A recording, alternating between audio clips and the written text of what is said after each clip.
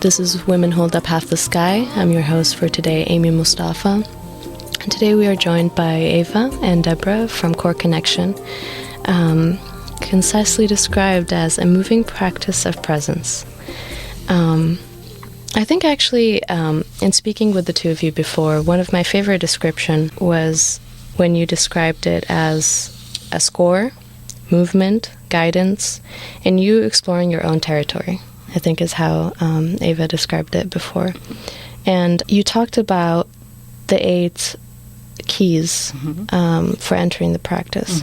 So what are the 8 keys? Is that like, are they guidelines? Are they entry points? What are the 8 connection keys exactly?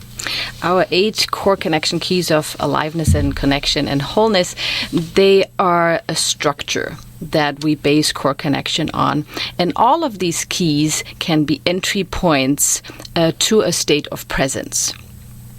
And the keys 1 and 2, they basically set the ground for us. It's called anchoring in the now. Kind of what we did right now was kind of the first key where we anchor in our bodily sensation in the now right here.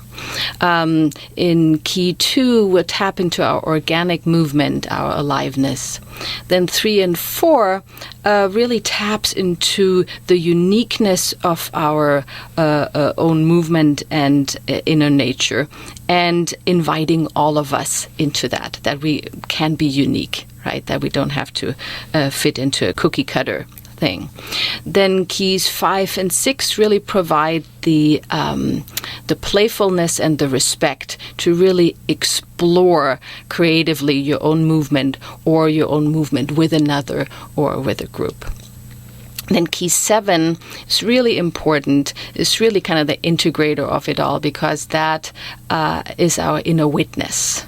That part of us that's basically there, that's pure consciousness, that witnesses everything with acceptance. And that part can also track, are we actually bringing curiosity and wonder to our experience, or are we in judgment? So that part can be the gauge for these things. But very, very important, and I'm really excited about that, is key number 8. Because key number 8 is our connection to everyday life. Everything that we can experience or that we practice in class, we can translate into everyday life. So how can I stay grounded while I'm driving? How can I stay in my body and actually listen to you, right, with acceptance while you're talking to me? How can I really stay alive in situations that are difficult for me? These kind of things we can really practice on the dance floor. And we practice them in a joyful, playful way. And how have you seen people's relationship to their bodies shift as they've started practicing? Oh wow, yeah, that's always is always amazing. That is the most beautiful reward, right? When you see people open up and bloom, and all of a sudden they swirl around. The only thing that they could do when they came in was some kind of shuffling dance, and then all of a sudden they swirl around and open, and they look like they've been studying dance for years and years and years, and it's all organic now. All of a sudden, it is them. So they can sense themselves, and this amazing, beautiful dance is unfolding in them, and you can see it. It's just so beautiful. Yeah.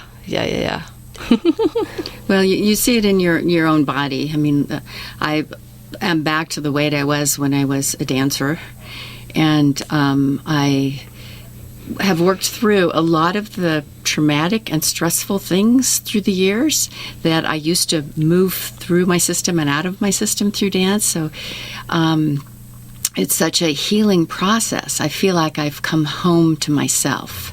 So psychologically and emotionally, this is so powerful. You get back to that self-love and you become curious about yourself. What do I have to learn from my body today in this class?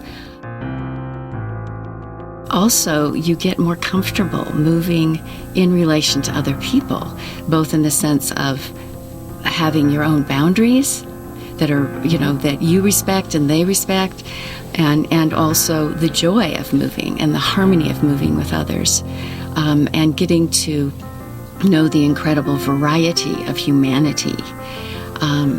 So there's so many levels of that coming home to yourself and coming home to just being another human on the planet and joyfully moving together.